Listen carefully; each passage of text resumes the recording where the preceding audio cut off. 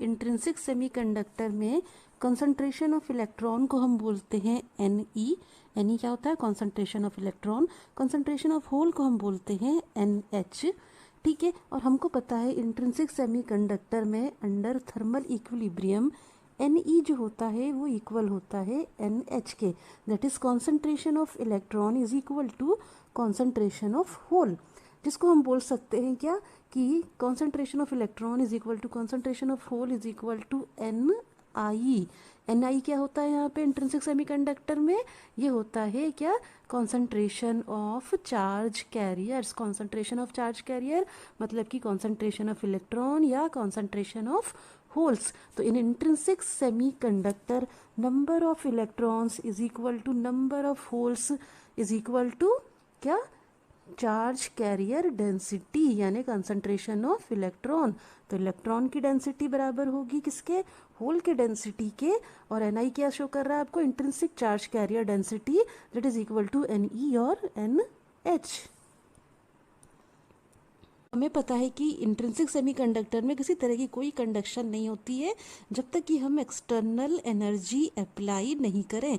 जब हम external energy apply करते हैं तो क्या होता है? कोवेलेंट बॉन्ड ब्रेक होता है। ये जो कोवेलेंट बॉन्ड है इलेक्ट्रॉन्स के बीच में, ये ब्रेक होगा और इलेक्ट्रॉन जो है यहाँ से जंप करके निकल जाएगा बाहर कंडक्शन बैंड में, और ये इलेक्ट्रॉन क्या कहलाएगा? थर्मली जनरेटेड फ्री इलेक्ट्रॉन कहलाएगा। ठीक है, तो मैंने एनर्जी दी तो इलेक्ट्रॉन जो है वो फ्री बन गया। जैसे इलेक्ट्रॉन अपनी जगह छोड़ के आया, उसकी जगह मुझे क्या मिल गया? उसकी जगह मुझे मिल गया होल, है ना। तो कहने की बात क्या है कि अगर आपको एक फ्री इलेक्ट्रॉन मिला है तो उसकी जगह एक होल भी आपको मिलेगा। ठीक है, जब आप एक्सटर्नल एनर्जी अप्लाई करेंगे तो ओवरऑल क्या होगा? ओवरऑल नंबर ऑफ इलेक्ट्रॉन हमेशा नंबर ऑफ होल के बराबर ही रहेंगे। अब मैंने बोला कि Ne is equal to NH is equal to Ni होगा, यानी इंट्रिंसिक चार्ज कैरियर कॉन्सेंट्रेशन। ठीक है, अब इंट्रिंसिक चार्ज कैरियर कॉन्सेंट्रेशन यानी कि चार्ज कैरियर डेंसिटी अगर मैं देखूं तो ये सिलिकॉन के केस में होगा 1.0 इंटू 10 की पावर 10 पर सेंटीमीटर क्यूब। यानी कि अगर मैंने एक सेंटीमीटर क्यूब का एरिया ले लिया है तो उसमें मुझे कितने चार्ज कैरियर मिलने वाले हैं? 1 इंटू 10 की पावर 10। ठीक है, वैसे जर्मेनियम के केस में इंट्रिंसिक चार्ज कैरियर डेंसिटी क्या होगी आपकी? 2.0 इंटू 10 की पावर 13 पर सेंटीमीटर क्यूब। ठीक है, ये सेंटीमीटर क्यूब क्या दिखा रही है आपको? एरिया शो कर रही है कि इस पर्टिकुलर एरिया में इतनी आपको चार्ज कैरियर डेंसिटी मिलेगी। अब क्या होगा आपको पता है कि इंट्रिंसिक सेमीकंडक्टर में अगर कंडक्शन कराना है तो आपको अप्लाई करनी पड़ेगी क्या? एनर्जी। ये एनर्जी पाके आपका कोवेलेंट बॉन्ड जो है वो ब्रेक होगा और इलेक्ट्रॉन्स आपके क्या हो जाएंगे? फ्री हो जाएंगे, जैसे मैंने अभी समझाया थोड़ी देर पहले। ठीक है, इलेक्ट्रॉन्स फ्री हो जाएंगे। इसका मतलब क्या है कि आप इसको बोलेंगे जनरेशन ऑफ इलेक्ट्रॉन्स, है ना। जनरेशन प्रोसेस बोलेंगे आप इसको। क्या बोलेंगे? जनरेशन प्रोसेस, है ना। कि जब भी मान लीजिए मेरा सिलिकॉन का एटम है ना, इसके पास मेरे पास ये 4 वैलेंस इलेक्ट्रॉन है, ये दूसरा सिलिकॉन का एटम है, इसके पास भी 4 वैलेंस इलेक्ट्रॉन है।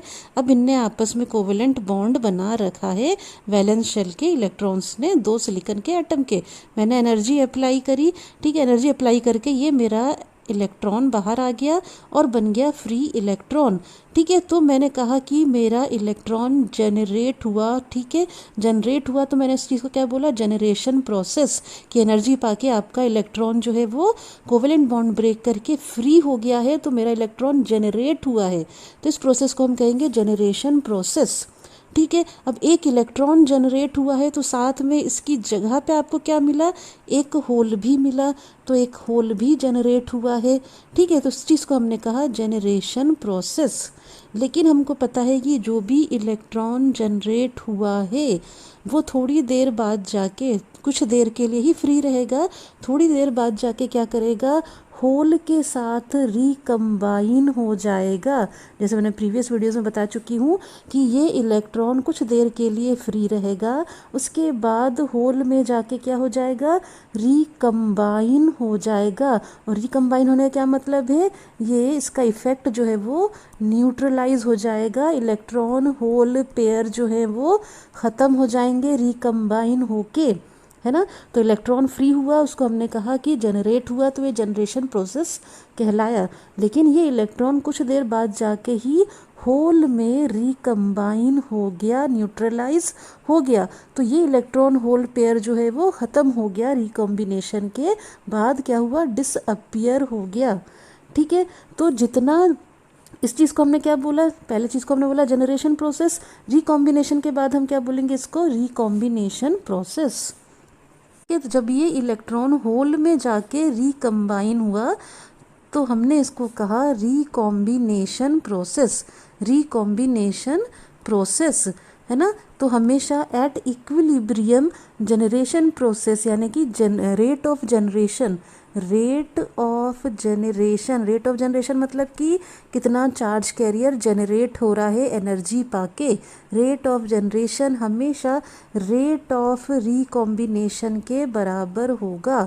तो मैंने क्या कहा, at thermal equilibrium rate of generation must be equal to rate of recombination. यानी जितना चार्ज कैरियर जनरेट होगा उतना ही वो आपस में रिकम्बाइन होगा। रेट ऑफ जनरेशन को मैं कह रही हूँ G and rate of recombination को मैं कह रही हूँ आर।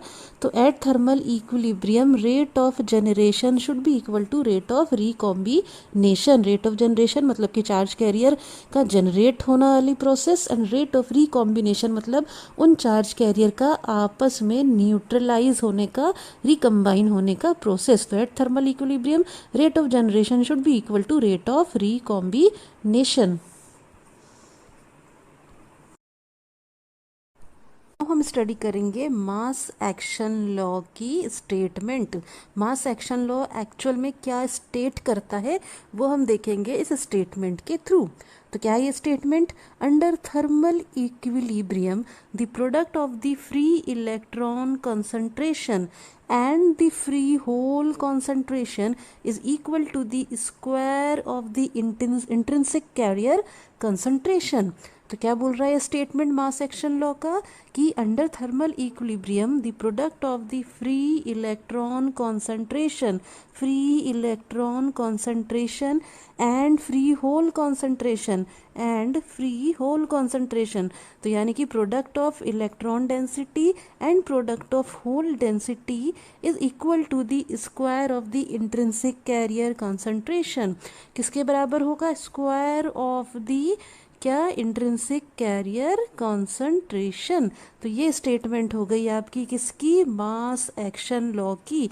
क्या बोल रहा है, product of the electron concentration and hole concentration is equal to the square of the intrinsic charge carrier concentration. This is the statement of mass action law. In intrinsic semiconductor, in intrinsic semiconductor mass action law क्या बताता है आपको, कि हमेशा product of charge electronic concentration and product of hole concentration जो होगा वो equal होगा किसके, square of intrinsic charge carrier concentration.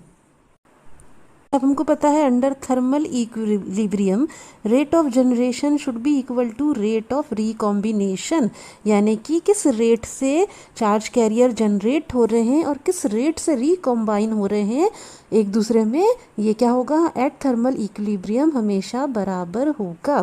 ठीक है, और हम कह सकते हैं कि रेट ऑफ रिकॉम्बिनेशन जो है वो प्रोपोर्शनल है किसके, NE के। ठीक है, यानी कि इलेक्ट्रॉन के कॉन्सेंट्रेशन के, या हम कह सकते हैं कि रेट और रिकॉम्बिनेशन जो है वो प्रोपोर्शनल है होल के कॉन्सेंट्रेशन के। क्या मतलब हुआ इसका, इसका मतलब ये हुआ कि जितना इलेक्ट्रॉन होगा उतना ही ज़्यादा रिकॉम्बिनेशन प्रोसेस होगा, वैसे ही जितना होल होगा उतना ही ज़्यादा रिकॉम्बिनेशन प्रोसेस होगा। ठीक है ना। अगर नंबर ऑफ इलेक्ट्रॉन ज़्यादा हैं, है ना, और नंबर ऑफ होल्स भी ज़्यादा हैं तो ही तो ये आपस में रिकम्बाइन होंगे। तो जितने ज़्यादा इलेक्ट्रॉन होंगे, जितने ज़्यादा होल स्मॉल होंगे उतना ही ज़्यादा रिकॉम्बिनेशन प्रोसेस भी होगा। तो रेट ऑफ रिकॉम्बिनेशन किसके प्रोपोर्शनल है? इलेक्ट्रॉन के कंसंट्रेशन के। Likewise rate of recombination hole के कंसंट्रेशन के भी प्रोपोर्शनल होगी। तो ये दो बात हमको ध्यान में रखनी है कि at equilibrium rate of generation is equal to rate of recombination, and rate of recombination जो है वो हमेशा प्रोपोर्शनल है किसके? इलेक्ट्रॉन के कॉन्सेंट्रेशन के एंड होल के कॉन्सेंट्रेशन के। यानी मैं रेट ऑफ रिकॉम्बिनेशन को लिख सकती हूँ कि ये प्रोपोर्शनल है Ne इंटू NH के। बहुत ही इंपॉर्टेंट चीज़ देखिए, मैं लिख सकती हूँ रेट ऑफ रिकॉम्बिनेशन को कि प्रोपोर्शनल है किसके? इलेक्ट्रॉन इंटू होल के कॉन्सेंट्रेशन के। ठीक है, अगर ये प्रोपोर्शनलिटी की साइन में हटाती हूँ तो मैं यहाँ पे लिख दूंगी R is equal to, proportionality की साइन हटी तो ये आ गया R is equal to small r Ne into NH, small r Ne into NH, मतलब प्रोपोर्शनलिटी की साइन हटाई तो मैंने यहाँ पे स्मॉल r लिख दिया। और स्मॉल r क्या है आपका? यह है प्रोपोर्शनलिटी कांस्टेंट। तो रेट ऑफ रिकॉम्बिनेशन क्या आ गया मेरे पास? स्मॉल r मतलब प्रोपोर्शनलिटी कांस्टेंट इंटू इलेक्ट्रॉन की डेंसिटी इंटू होल की डेंसिटी। तो ये हो गया आपका रेट ऑफ रिकॉम्बिनेशन। मेरी पहली इक्वेशन आ गई, R यानी कि rate of recombination is equal to R यानी कि proportionality constant into Ne into NH। ये मेरी आ गई, मान लीजिए मैंने इसको नंबरिंग कर दी फर्स्ट। तो पहली इक्वेशन आ गई मेरी रेट ऑफ रिकॉम्बिनेशन की। ठीक है, उसके बाद मुझे पता है कि रेट ऑफ जनरेशन जो होता है वो होता है कहीं ना कहीं equal R into NI square के, है ना। इसको मैं सेकंड नंबर दे देती हूँ। तो रेट ऑफ जनरेशन होता है R यानी proportionality constant into NI square के। ठीक है, ये होता है इंट्रिंसिक सेमीकंडक्टर का केस। लेकिन अगर किसी तरह की डोपिंग भी कर दी जाए, तो भी रेट ऑफ जनरेशन जो होगा वो सेम ही होगा और हम उसको इस इक्वेशन से क्या करेंगे? शो कर सकते हैं, G is equal to R into NI का स्क्वायर। ठीक है, तो पहली इक्वेशन हो गई, ये दूसरी इक्वेशन हो गई। नाउ हमको पता है कि rate of generation rate of recombination के बराबर है। इसका मतलब क्या हो गया? इस G की वैल्यू को मैं पहली वाली इक्वेशन में पुट कर सकती हूँ। तो R की जगह में क्या लिख दूंगी? R की जगह में लिख दूंगी स्मॉल r इंटू NI का स्क्वायर। ठीक है, तो since rate of generation is equal to rate of recombination है तो R की जगह मैंने रेट ऑफ जनरेशन की वैल्यू डाल दी। तो क्या आ गया? R इंटू NI का square is equal to R into NE into NH। तो ये फर्स्ट एंड सेकंड जो आपकी इक्वेशन है दोनों क्या हो गई? कंबाइन हो गई। R R आपका कैंसिल हो जाएगा और यहाँ से आपको मिलेगा Ne इंटू NH जो है NI के स्क्वायर के बराबर। यानी ये हो गया आपका क्या? Mass action law. ठीक है, Ne into NH is equal to NI square. तो इंट्रिंसिक सेमीकंडक्टर में हम बोलेंगे कि at thermal equilibrium Ne into NH जो है NI स्क्वायर के इक्वल होगा। और अगर किसी तरह की हम डोपिंग भी करते हैं तो भी ये स्टेटमेंट जो है मास एक्शन लॉ की वो चेंज नहीं होगी। ठीक है, तो आज के लिए इतना ही। थैंक